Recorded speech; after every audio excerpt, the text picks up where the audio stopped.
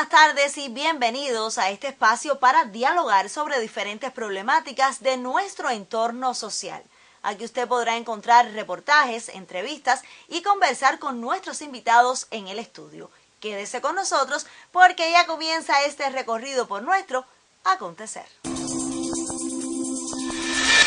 En el Policlínico con Servicios Hospitalarios Alberto Fernández se lleva a cabo la construcción de una cisterna que mejorará la calidad de los servicios y la atención a los pacientes. Aumentar los volúmenes de almacenamiento del líquido preciado tras la ampliación del sistema de cisternas constituye una de las prioridades en el Policlínico de Hospitalización Alberto Fernández Valdés en aras de mejorar la prestación. La obra que se viene acometiendo en el hospital es la terminación de una segunda cisterna para el hospital que se proyectó por la necesidad de aumentar el volumen de agua y por las dificultades que teníamos con el abasto de agua en la ciudad. Esta obra está en este momento un 75%. La terminación de la obra deviene fortaleza para la institución, pues facilita contar con más de 140 metros cúbicos de agua. Aquí llevamos aproximadamente un mes, porque esto ya había otra empresa que estaba trabajando aquí. Estamos prácticamente ya hicimos el anillo perimetral, estamos haciendo todas las cosas aquí. Esta es una cisterna que tiene 7,82 de largo por 5,52 y 2 metros de altura para un aproximado de 80 metros cúbicos de agua. Y estamos prácticamente haciendo todo el esfuerzo para ver si se puede entregar a fines de año. Aquí tenemos la gravilla, tenemos el cemento, tenemos la arena y el acero. Falta nada más la parte de la madera, que es la más complicada. Esta construcción favorecerá la estancia de pacientes, las actividades administrativas y de servicios. Pienso que sería una garantía para tener siempre el abasto de agua disponible en el hospital, porque tenemos las bombas, los tanques de arriba están en buenas condiciones, o sea, se le dio mantenimiento también a los tanques superiores y mantiene el nivel de agua en el hospital necesario. Con un alcance que supera la capacidad jamás obtenida desde la construcción del hospital, la nueva cisterna cierra el programa de inversiones en la institución de salud santacruceña en el presente año, todo en aras de favorecer al pueblo. Ismario Farri en Acontecer.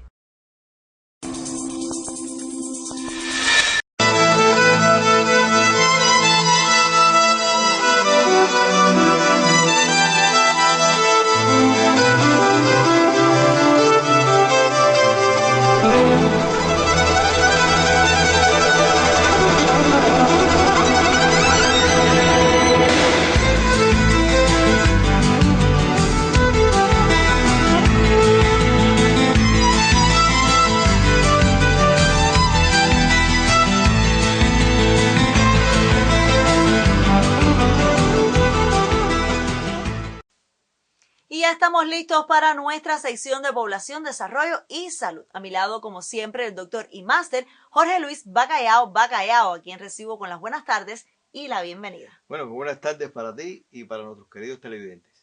Doctor, hoy estaremos conversando en nuestra sección sobre el Día Mundial del VIH-Sida. ¿Qué nos puede contar sobre esta fecha? Bueno, te diré que cada 1 de diciembre se celebra este Día Mundial. Es decir, todos los países han tratado de hacer la actividad de sensibilización con relación a este tema tan importante. Con relación a este tema te diré que el VIH-Sida es una infección que es grave, inclusive es mortal, y que está provocada por un virus que es el virus de la inmunodeficiencia humana. Es decir, te afecta el sistema inmunológico y tú quedaste indefenso ante cualquier enfermedad que puedas tener.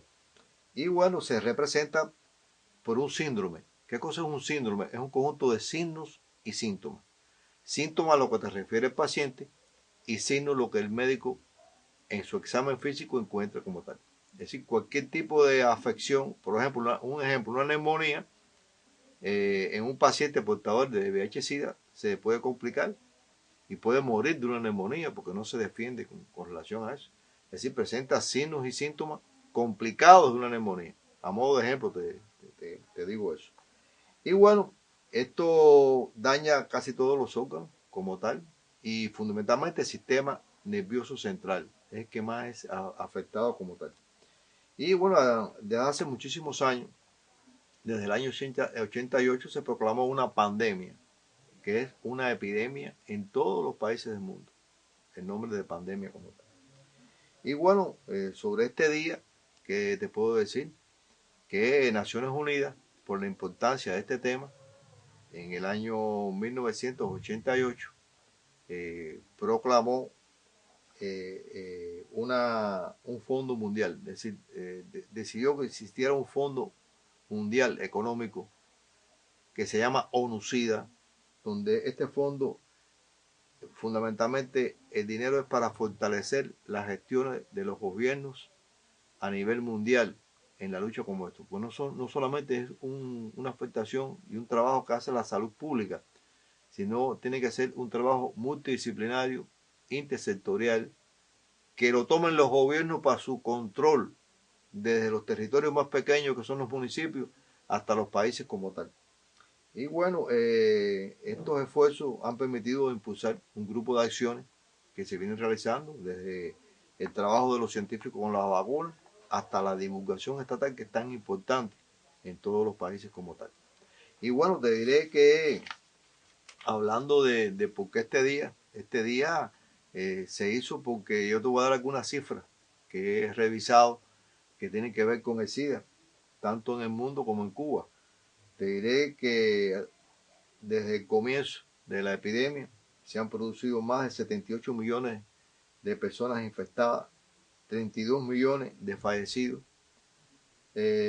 alrededor de 7 millones de personas que viven o que no conocen, que viven con el VIH-Sida. Tienen la enfermedad y no la conocen, sobre todo en algunos países donde existen más de 1 millón de infectados. Entre estos países que tienen más de 1 millón de infectados, te puedo hablar Sudáfrica, a pesar que tiene un gran desarrollo a nivel de capital, pero en todo el resto del país se diagnostican más de 1 millón de infectados. Te hablo también de la India, a pesar de su desarrollo económico en la India, tiene más de 1 millón de infectados. Y Mozambique como tal. Son los 3 países que tienen más de 1 millón, reportado más de 1 millón de pacientes infectados con VIH-Sida. Y también otra información importante a nivel mundial es que hay más de 36 millones de adultos infectados, más de 1 millón de niños que nacen con VIH o que se infectan con VIH y 24 millones con tratamiento retroviral, es decir, que ya son conocidos y que están sometidos a este tratamiento que ha dado bastantes resultados en el mundo. Y bueno, la situación que tiene Cuba es una situación que la epidemia ha sido controlada desde el 88 a la fecha. Se ha podido conocer que la mayor la mayor frecuencia de infectación del VIH se da en aquellos pacientes que tienen relaciones, hombres que tienen relaciones sexuales con otros hombres. También en adolescentes y jóvenes es donde más se ve por promiscuidad, por no protección en las relaciones sexuales. Y en las mujeres entre 20 y 29 años. Es decir, hay una situación epidemiológica muy bien descrita, muy bien controlada desde municipio, provincia y nación.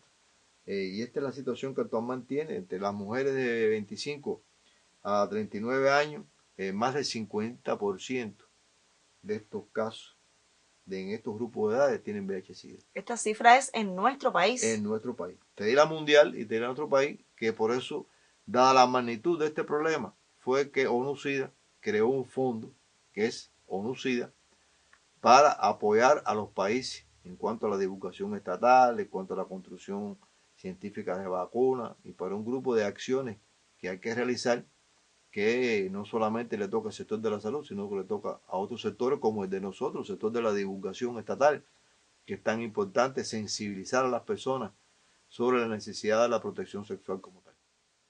Doctor, ¿y cuáles son las políticas públicas en Cuba que pues se trazan para la búsqueda de soluciones con respecto a esta enfermedad?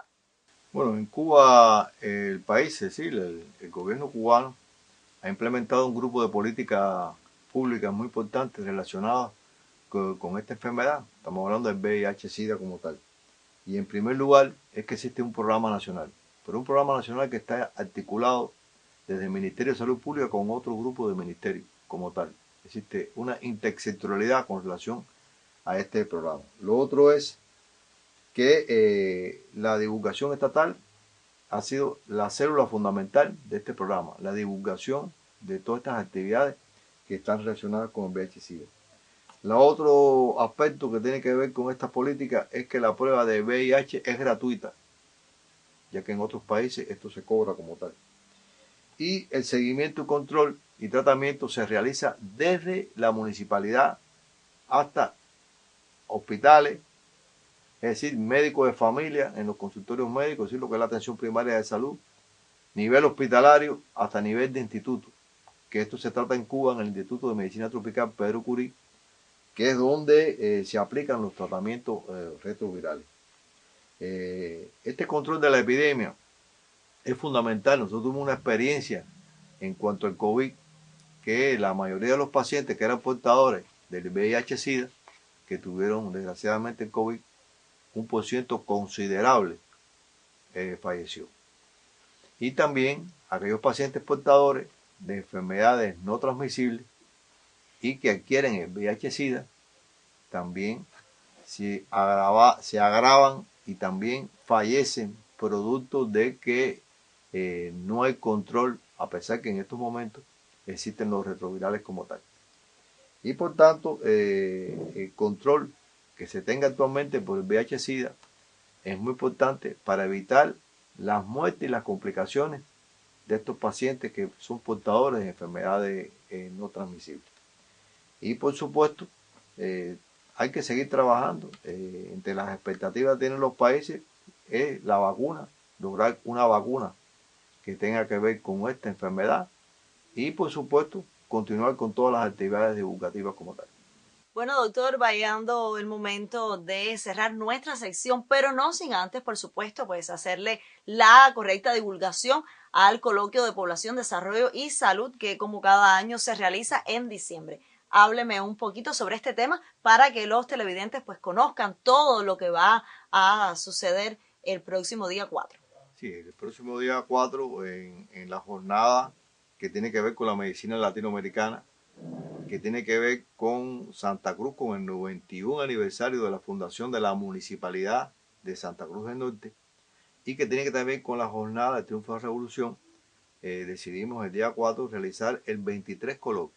Es decir, ya llevamos aproximadamente, son 11 años realizando este tipo de actividad teórica en los momentos más importantes culturales del municipio, que es el 3 de mayo, el día de que se creó Santa Cruz como asentamiento poblacional, y el día 13 de diciembre, que se constituyó como municipalidad. Es decir, hay jornadas alrededor de todas estas fechas que no tenían una actividad teórica, y los coloquios le dieron la actividad teórica de los aspectos más importantes que acontece en el municipio, que es el desarrollo local del territorio y los problemas de salud que están relacionados actualmente con las enfermedades no transmisibles, porque son las 10 primeras causas de muerte dentro del territorio. Nosotros estamos previendo que esto se inicie a las 8:30 de la mañana en el Teatro del Gobierno, donde se van a impartir 2 conferencias, una conferencia sobre el desarrollo local, los desafíos, lo que se persigue hacer en un momento determinado, lo que se ha hecho hasta el momento, y otra conferencia que va a estar ligado a la primera jornada municipal de enfermedades no transmisibles y sus factores de riesgo como tal, que esto va a permitir tener un intercambio. Van a venir especialistas de alto nivel de aquí del país a participar junto con nosotros, y por supuesto la divulgación es muy importante. Pero hay una particularidad en este coloquio. En este coloquio, después de la actividad teórica, tenemos la presencia de un grupo de niños de la escuela Oraldo León, de 5º grado, que van a exponer algunos resultados que tienen sobre el conocimiento y la divulgación de la hipertensión arterial, ya que la hipertensión arterial es el principal factor de riesgo dentro de las enfermedades del corazón. Prácticamente forma parte de la primera causa de muerte del territorio. Y además se van a presentar los resultados de un concurso que se hizo a todos los niveles de la enseñanza primaria y media sobre la percepción que tienen estos alumnos sobre el problema de la hipertensión arterial. lo que es el cuidado, el control, los efectos que produce, cómo se evalúa. Y esto ha sido posible ya que quinto grado en las escuelas primarias este año entró en perfeccionamiento. Y dentro de las actividades de perfeccionamiento están actividades que están relacionadas con la comunidad y con los principales problemas que hay en la comunidad. Y qué mejor que los niños divulgar estos problemas que se presentan en sus padres, en sus familiares, en sus amigos como tal. Pues precisamente eso le iba a decir, doctor, y es que el niño tiene la capacidad de reunir en casa pues a toda la familia, también de incidir en la comunidad. Y un niño que desde etapas tempranas pues adquiere ese conocimiento, pues es una llave a favor para abrir muchas puertas. Pues sí, nosotros como siempre terminamos estos programas, como tú conoces, diciéndole a la población que su salud está en sus manos. Nosotros solo le aconsejamos. Y le aconsejamos que siga con nosotros en Acontecer. Le invito ahora a conocer las últimas noticias llegadas hasta nuestra redacción informativa a través del boletín. Cada 27 de noviembre recordamos el fusilamiento de los 8 estudiantes de medicina. En el Policlínico con Servicios Hospitalarios Alberto Fernández se realizó el acto municipal. Los profesionales de la salud y trabajadores del centro se reunieron en el Teatro del Policlínico con Servicios Hospitalarios Alberto Fernández en Santa Cruz del Norte, para homenajear a los 8 estudiantes de medicina asesinados injustamente hace 153 años. Es tan importante para nuestro sector de la salud y sobre todo para los estudiantes, que marca una insignia y un ejemplo a seguir para las nuevas generaciones. Al acto asistieron funcionarios del partido y de la administración municipal. Los estudiantes recordaron este hecho ocurrido el 27 de noviembre de 1871, que quedaría inscrito en la historia como la máxima expresión de la feroz tiranía de la metrópoli, desatada contra los cubanos. En un primer juicio, unos quedaron absueltos y otros recibieron penas menores. Pero la furia del cuerpo voluntario y la inmoralidad del gobierno colonial español se combinaron para anular la sentencia.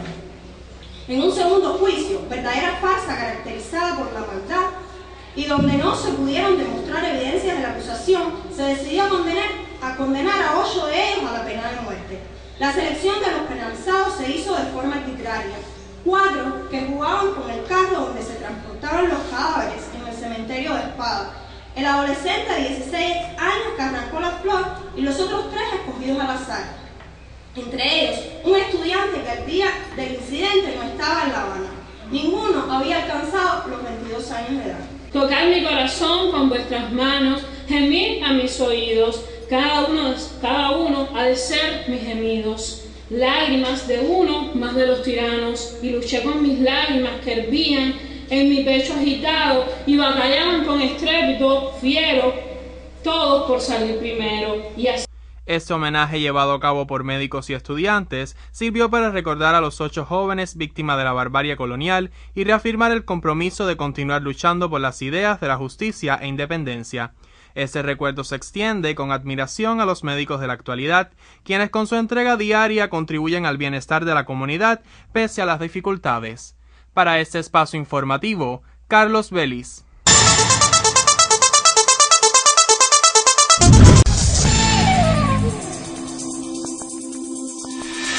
La historia local siempre nos acompaña para recordarnos nuestras tradiciones e identidad como pueblo norteño. Por eso les dejo ahora en compañía de nuestra sección Semblanzas.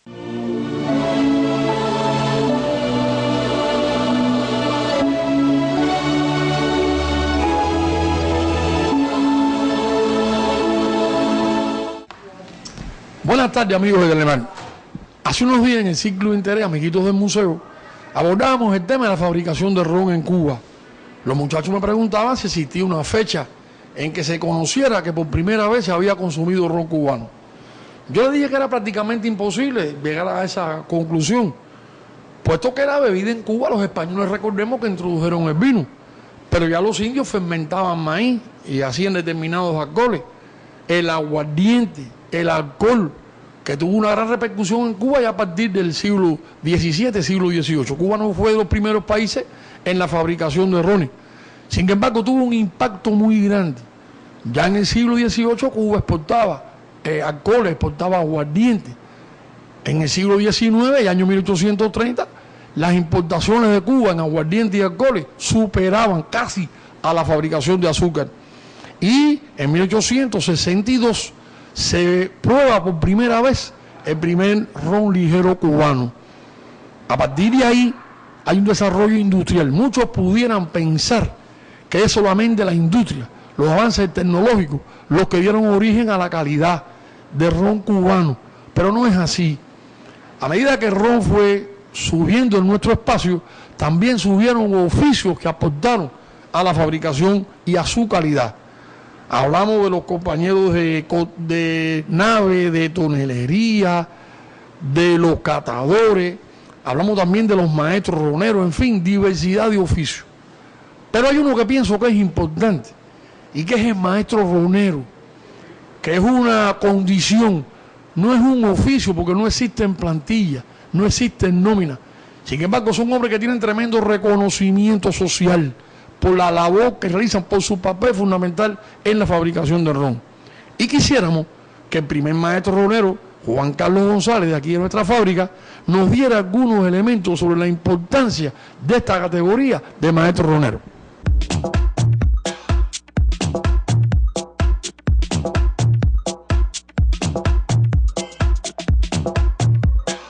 Bueno, un maestro del ron cubano es un especialista de alta calificación, pero que ha desarrollado a lo largo del tiempo una vocación y ha interiorizado de manera muy profunda una cultura. Esa cultura es la cultura del ron cubano, o sea, cómo hacer el ron cubano. El ron cubano es un producto que es referente mundial, o sea, en Cuba nació lo que se conoce como el ron ligero, nació en Santiago de Cuba a mediados del siglo XIX y a partir de esa fecha, bueno, ha tenido un desarrollo a lo largo de los años. El maestro es un especialista, como dije, de alta calificación que ha ido aprendiendo a lo largo de los años cómo hacer el ron cubano respetando esa tradición y respetando esa cultura sin negar la incorporación de los avances de la ciencia y de la técnica. Ahora bien, es bueno dejar bien claro que para llegar a ser maestro ronero no es vencer un currículum, no es vencer un determinado nivel de asignatura, ni es porque a usted le guste serlo. Se reúne una serie de condiciones personales que tiene usted que demostrar a lo largo del tiempo, a lo largo de su trabajo, donde usted demuestre esa comunión, ese compromiso con esa cultura. Tiene que tener algunas dotes individuales de aptitudes, sobre todo en el aspecto sensorial, o sea, en el olfato, en el paladar, además de todo lo anterior. Y esa persona que transita durante muchos años por el camino para convertirse en un maestro del ron cubano, sencillamente a lo largo de ese tiempo va recibiendo una herencia cultural que le es transmitida de los maestros que le precedieron. Él, a la vez que llega a ser un maestro del ron cubano, empieza a poner su aporte personal a esa actividad, a ese producto, a esa cultura, y en su momento también la transmite, porque el maestro del ron cubano no es nada más que una sucesión de diferentes generaciones de maestros del ron cubano que empezaron en el siglo XIX, y esa ha habido una continuidad histórica en el trabajo de los maestros. El maestro del ron cubano es un trabajo de por vida, o sea, nunca deja de ser maestro del ron cubano. Es una especie de sacerdocio sin algunas limitantes de algunos sacerdotes, pero que es una comunión, es una vocación que es de por vida. Y en un resumen muy concreto, desde mi punto de vista, de lo que es el maestro del ron cubano, es un guardián de una cultura. Hay que recordar que el ron cubano es patrimonio de la cultura de nuestra nación y los maestros son sencillamente guardianes de esa cultura.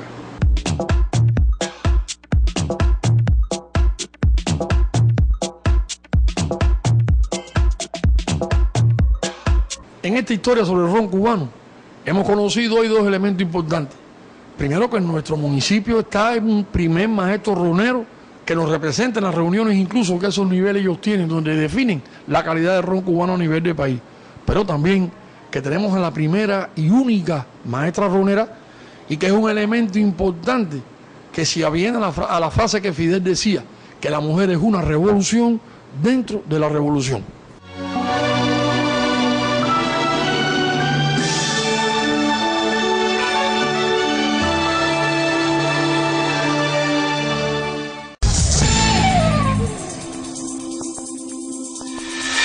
Y así finaliza nuestra revista informativa, pero recuerde que le estaremos esperando el próximo lunes para juntos recorrer nuestro acontecer. Nos vamos con música. Tengan todos muy buenas tardes.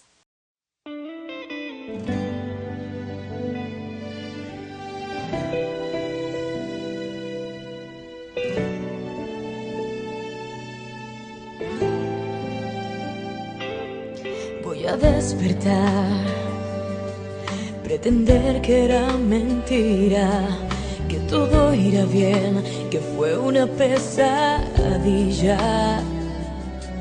que con todas estas lágrimas me quedaré vacía de tus mentiras y tu hipocresía. Y no es fácil, ya lo sé, olvidarte es complicado, e intentar lavar como ropa sucia el pasado. Ya no ser la marioneta